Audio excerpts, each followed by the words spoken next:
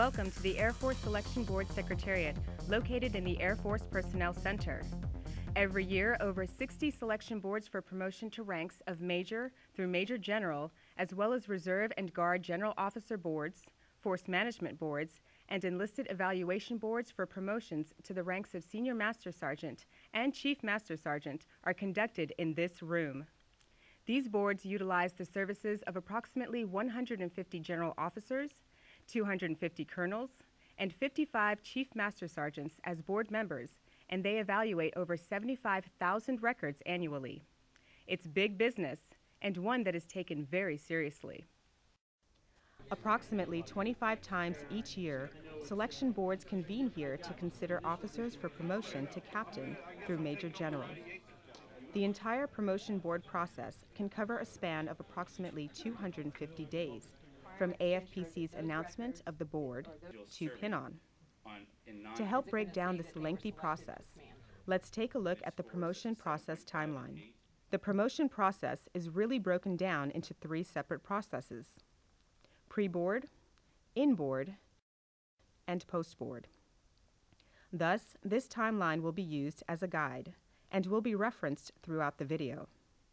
The area we are going to focus on first is what we call the pre-board process. During the pre-board process, officers who are eligible for the board have 4 responsibilities. Carefully read AFPC's Promotion Board announcement.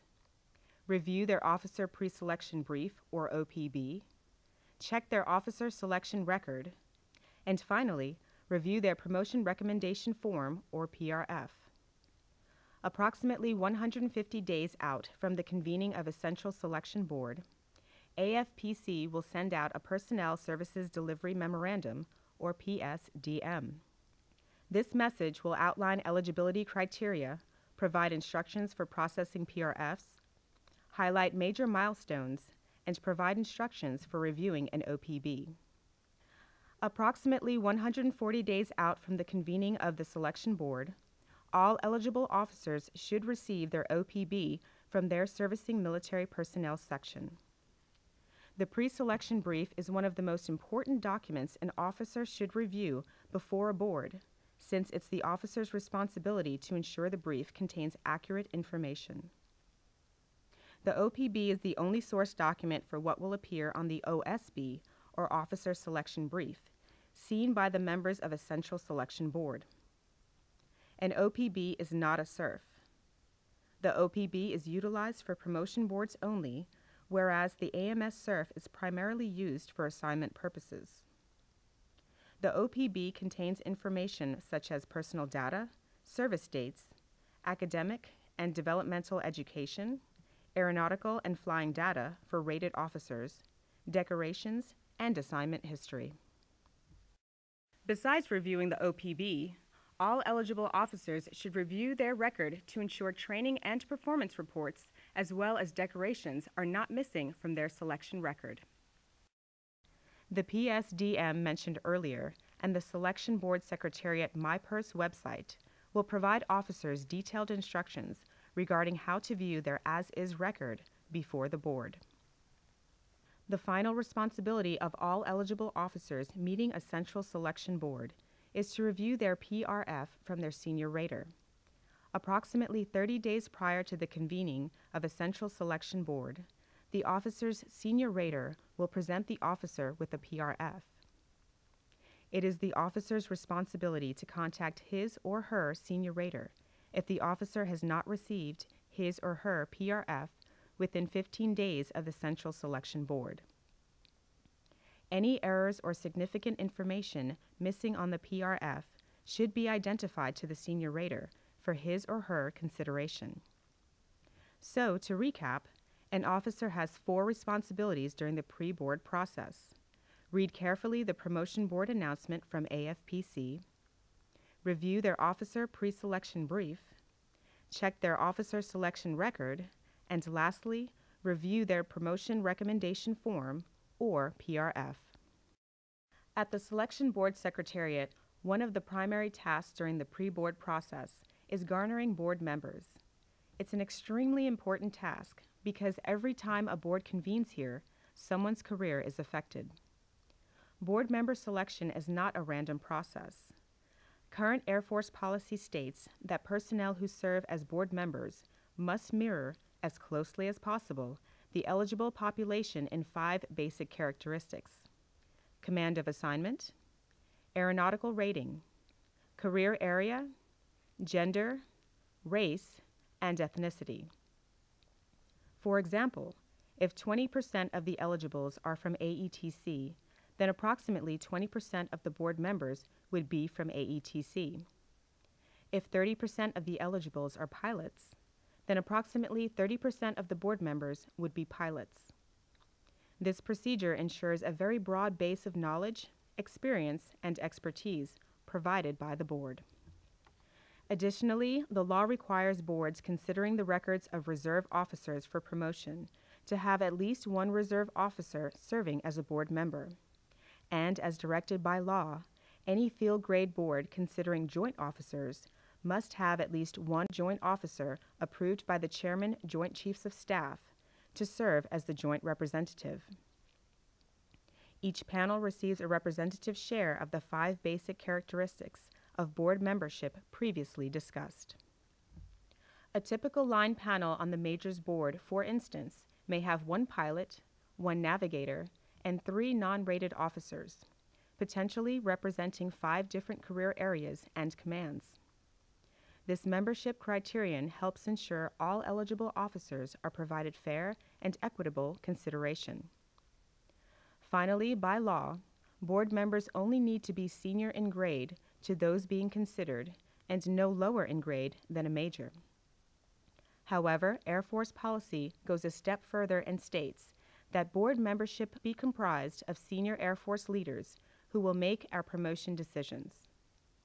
As a result, board membership for officer selection boards is limited to colonels and above.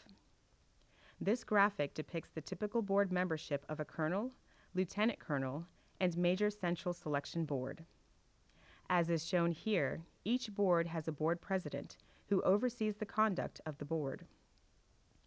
The rest of the board is made up of anywhere between 1 to 5 panels, consisting of a panel chief and 4 panel members.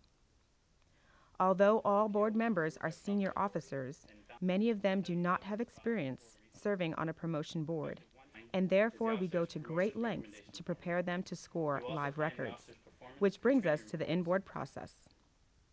As you can see from the promotion timeline, the inboard process typically lasts between 1 and 3 weeks. To help prepare board members for the tasks they are about to perform, several key steps must take place before board members ever score live records. These steps include the first day briefing, reading of the Secretary of the Air Force's Memorandum of Instruction, and a training session or trial run exercise. We have a fair and time-tested promotion system with many safeguards built in to make sure it remains fair. On the first day, the Secretariat staff provides board members detailed briefings.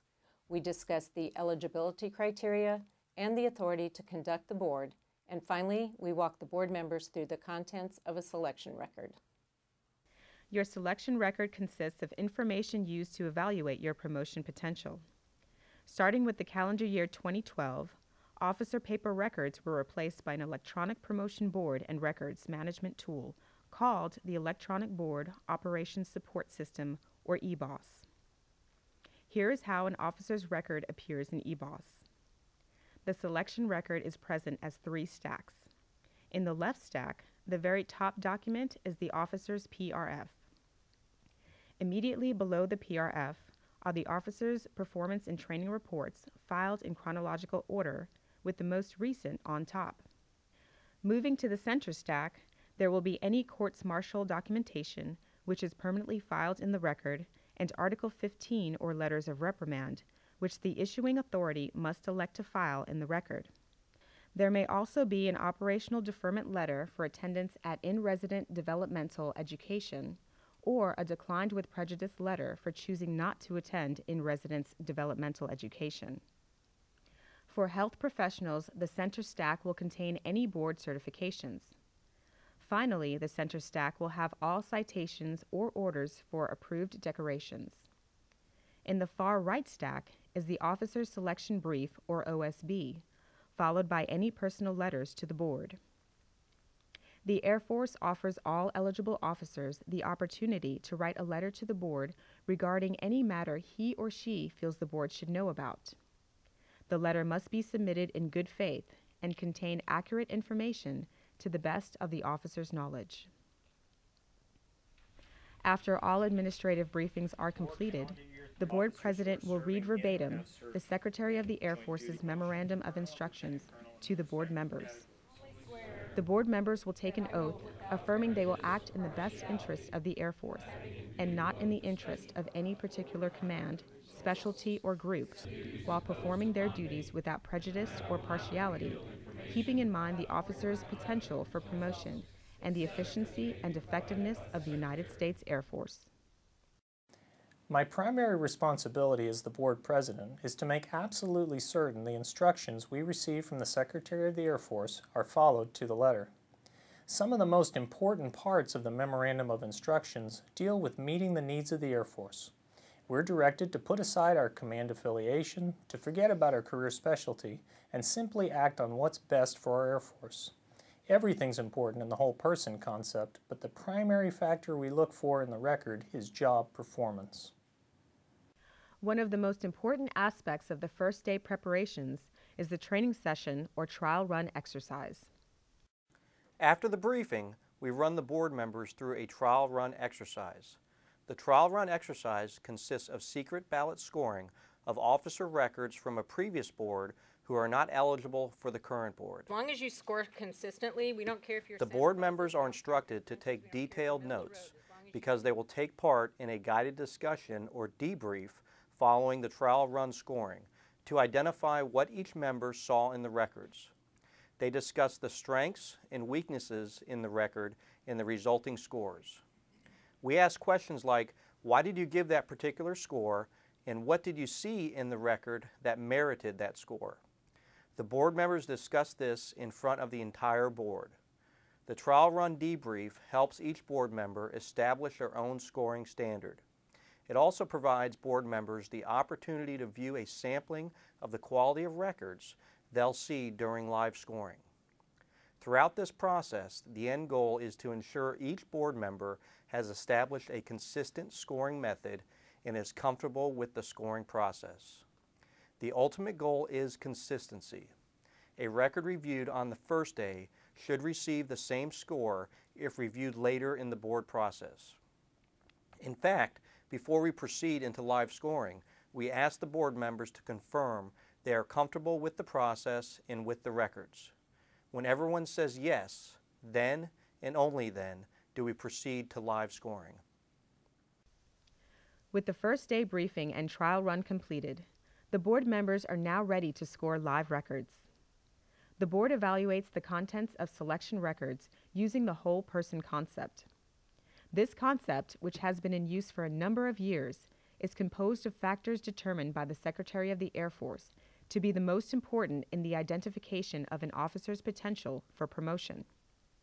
The primary factor is performance. Other factors include professional qualities, leadership, job responsibility, depth and breadth of experience, specific achievements and education, to include developmental and formal education. These elements are evaluated by board members to determine an officer's promotion potential. Remember, promotion is not a reward for long and faithful service. Rather, it is an indication of an officer's potential to serve in a higher grade and for increased responsibility in the future. To ensure an equal and random distribution of records among the panels, the records are assigned in blocks of 20 across each panel, with one panel receiving the first 20, panel 2 receiving records 21 to 40, and so on until all the records are distributed among all panels. Furthermore, to ensure an equal distribution of quality among line panels,